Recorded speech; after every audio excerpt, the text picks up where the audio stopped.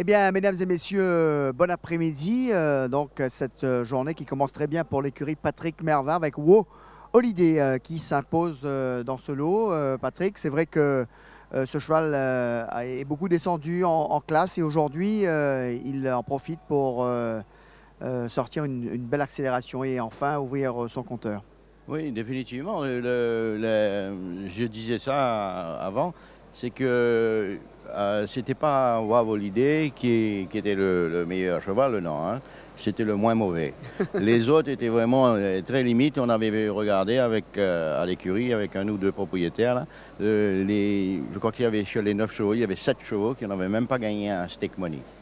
Pas gagné une course, hein, un stake money. Donc, comme un des propriétaires m'a dit, n'abonnez pas, hein, s'il ne gagne pas, il ne gagnera jamais. C'est un fait par rapport à une analyse des concurrents. On avait une très très bonne chance. Maintenant, Camille, lui, me disait, papa, Wabolidé, je lui ai dit, il avait fait une super course à 2 longueurs derrière Bono en rating 46. Il m'a dit, papa, Wabolidé, s'il court avec Table B, il va sortir à 2 longueurs de Table B. Mais s'il court avec Bragg Humberty, il va sortir à 2 longueurs.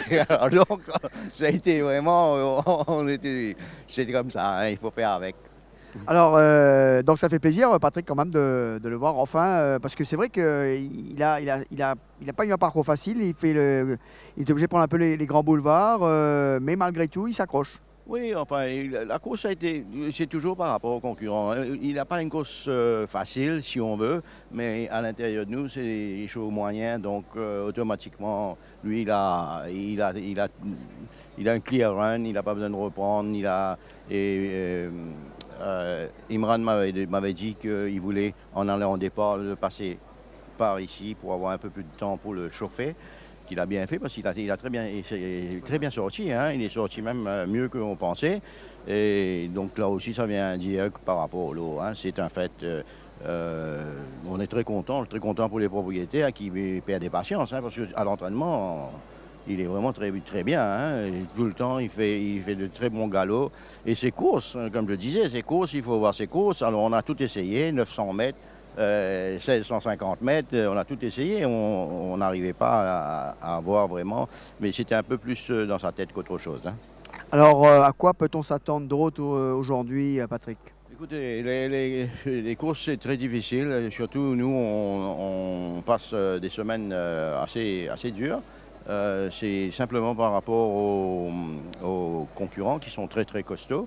Dans chaque course, on peut avoir un prétendant, mais quand on regarde l'opposition, contrairement à la première course, quand on regarde l'opposition, il y a 2 ou 3 potential winners.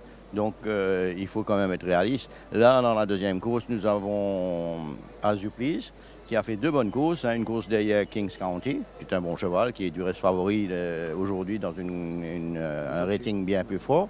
Et il y a une bonne course derrière Mambo Rock.